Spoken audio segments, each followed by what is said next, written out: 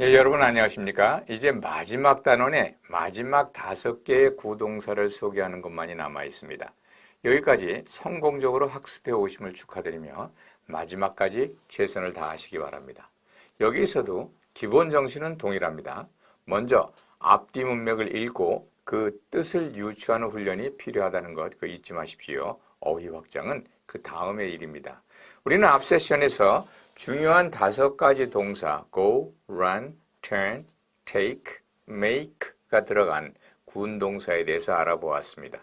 이번에는 come, stand, look, get, do 이러한 형태가 들어가 있는 것을 주로 살펴보겠습니다. 물론 이 10개의 단어가 동사가 만들어내는 군동사가 군동사의 전체는 아닙니다. 하지만 이 10가지가 가장 많이 쓰이는 그런 형태이니까 기억을 해두시고 이러한 것이 실제로 문장 속에서 얼마나 자주 쓰이는지 관찰을 해보시면 아마 놀라울 것입니다. 문장을 넘어서 일상회화에서는 오히려 한 단어짜리 그런 그 동사보다 구동사, 군동사를 사용하는 예를 더 많이 보실 수 있을 것입니다. 그러면 오늘 이 5개 come, stand, look, get, do 이 5개의 동사가 만들어가는 그런 군동사가 어떠한 게 있을까 한번 살펴보도록 하겠습니다. 다음 문장입니다. WTO stands for World Trade Organization. WTO는 World Trade Organization을 stands for 한다. 이게 무슨 말일까요? 이 WTO가 World Trade Organization의 약어인가 보네요. 그러니까 WTO가 stands for 무슨 뜻이에요? 무엇에 의미한다. means World Trade Organization 이렇게 말을 할 수가 있지 않겠어요? 여기서 stand가 단지 서 있다라는 의미로서는 안 될 것 같습니다. stand란 말 그 자체도 그냥 서 있는 게 아니라 어떤 고통이 있어도 자세 하나 흔들리지 않고 끝까지 버티는 것 이런 것도 stand 다시 말해서 인내하는 것도 stand이고요. 변하지 않고 그대로 서 있으니까 어떤 효력이 있다 이런 말이죠. 그래서 스탠드가 가진 기본적인 형태를 보시면 He stood through the difficulty. 그는 그 difficulty를 통해서 서 있었다. 이 말은 무슨 말이에요? 어려움을 감내했다 이런 말이고요.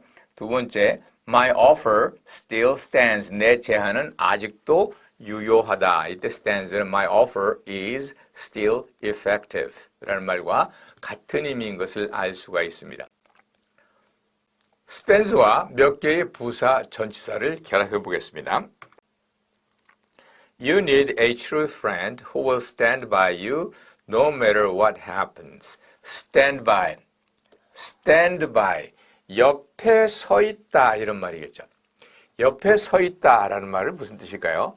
물론 그야말로 옆에 서 있다 그래서 어디 참여하지 않고 옆에 서 있는 것을 방관하는 것을 얘기합니다. 그래서 방관자를 영어로 뭐라 그래요? bystander라고 이야기하기도 합니다. 그러나 여기서는 그런 의미로 쓰이지 않겠죠. 당신에게는 진정한 친구가 필요합니다. 진정한 친구가 누구냐? No matter what happens, 어떠한 일이 있어도 will stand by you. 당신의 곁에 혹은 be who will be with you. 당신과 함께 이런 의미를 가지게 될 수 있죠. 나쁘게 말하는 것이 아니라 나쁘게 말할 때는 수수방관하고 옆에 서 있는 것이고 좋은 뜻으로 말할 때는 함께 하는 것. 그래서 후원하고 믿어주고 도와주는 것 이런 의미를 지니고 있음을 알 수 있을 것입니다. 이 문장에서 무슨 일이 있어도 너와 함께할 친구가 필요하다 이런 의미겠죠. 물론 by가 부사로 쓰여져서 영화 촬영이나 아니면 기타의 행위에서 stand by 이렇게 말할 때가 있는데 준비 이런 의미로 쓰이기도 합니다. B번 The young people will stand up for the cause of democracy. 젊은이들이 will stand up for the cause of democracy. 민주주의라는 명분, 대의를 어떻게 할 거예요? stand up for 할 것이다.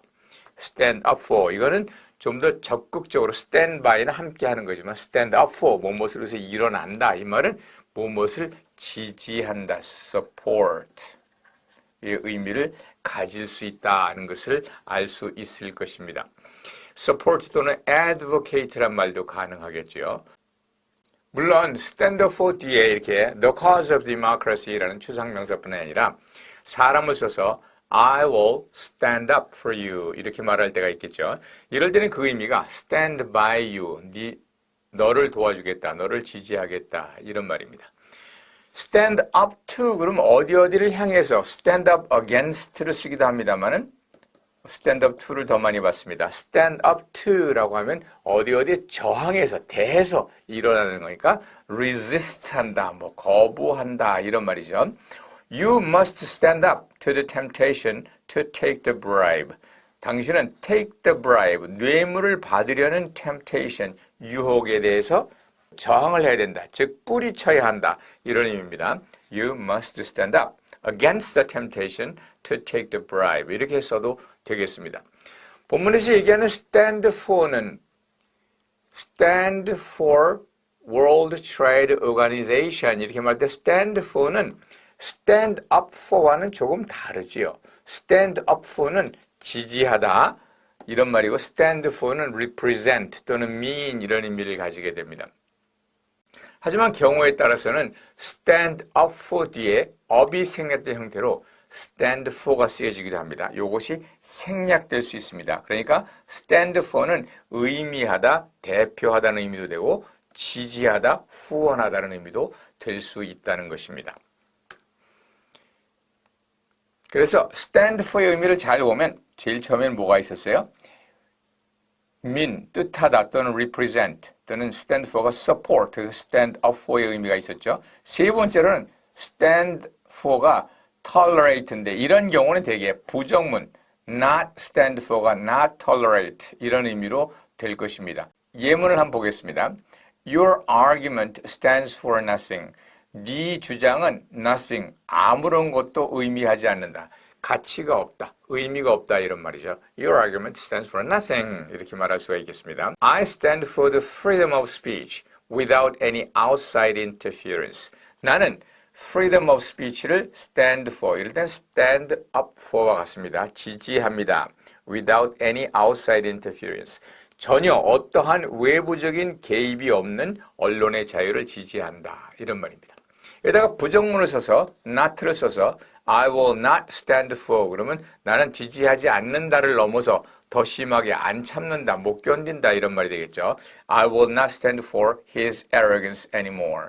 나는 더 이상 그의 arrogance를 tolerate, 참지 않겠다. 그래서 여기서는 mean의 의미가, 여기서는 support, stand for의 의미가, 그리고 마지막에 부정문에서는 stand for가 참다라는 의미를 가진다는 것을 알 수가 있을 것입니다. 어쩌면 일일이 그 뜻을 세분화하지 않고 그냥 기억하지 않아도 실제 문장 속에서 앞뒤 문맥을 통해서 자연스럽게 그 의미를 파악할 수 있지 않겠는가 이렇게 생각합니다. 먼저 D를 봅시다.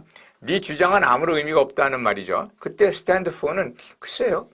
means nothing의 의미와 동일하니까 mean의 의미일 것이다라는 것을 유추할 수 있을 것입니다. 그와 비슷하게 그 다음 문장에서는 stand for가 당연히 지지한다, stand for의 의미인 것을 알 수가 있고 나는 그의 arrogance를 더 이상 지지하지 않는다라고 직역이 될 터인데 이렇게 부정문에서 쓰면 지지하지 않는 정도가 아니라 반대로 이제 못 참겠다, 안 참아주겠다, 반대한다. I will not tolerate his arrogance anymore. 더 이상 그 사람의 건방진 태도를 용납하지 않겠다. 뭐 이런 의미로 볼 수가 있을 것이라고 봅니다. 물론 이럴 때 그래서 I wanna stand 이렇게 for를 없애고 이것만 해도 endure, 참다, 혹은 tolerate의 의미가 있다는 것을 아마 아실 것입니다. stand 자체만으로도 견뎌내다 이런 의미가 있다고 앞에서 설명을 한 것입니다. 그런데 대체로 관용적으로 for가 들어가는 경우가 더 많이 쓰이는 것 같습니다. 이렇게 설명하면서 한 가지 조심스럽게 부연 설명을 하고 싶은 내용은 stand by는 하나밖에 뜻이 없지만 stand for는 여러 가지 뜻이 있다. 적어도 세 가지 뜻이 있다. 이렇게 잘못된 생각을 주지 않을까 염려가 됩니다. 본문에서 타겟 워드로 등장한 것이 stand for이므로 좀 더 자세히 설명할 뿐이지 사실은 stand by나 stand up to 등도 관찰을 해보면 굉장히 다양한 의미가 숨어 있는 것을 알 수 있고 그것을 일일이 다 풀어 설명하지 않는 것은 문맥을 의지해서 그 의미를 파악할 수 있어야 한다라는 대전제가 있기 때문입니다. stand에 대해서 이야기를 마무리하려면 아무래도 말하지 않고 지나갈 수 없는 것이 stand out. stand out이란 말입니다. 첫 보기만 해도 바깥으로 딱 서 있으니까 두드러진다 이런 의미로 알 수 있겠죠. Jane is so beautiful as to stand out among her classmates. Jane은 같은 반 친구들 사이에서 두드러질 정도로 아름답다. 너무나 아름다워서 다른 학생들, 반 친구들에게서 두드러져 보인다. 이럴 때 stand out은 두드러진다는 말입니다. 그 말을 다시 형용사로 바꿔서 무슨 outstanding beauty 이렇게 말을 할 수가 있겠죠. Jane has an outstanding beauty 이렇게 말을 해도 동일한 의미가 될 것입니다. 또 outstanding scholar 그럼 어떤 사람이죠? 아주 대단한 스칼라입니다. 앞에서 배웠던 말 중에 막 prominent다, eminent다, famous다, 무슨 conspicuous다 이런 단어들이 좀 나타나야 될 것이고 또 outstanding problem 그럼 뭐예요? serious problem을 뜻한다는 것을 알 수 있을 것입니다.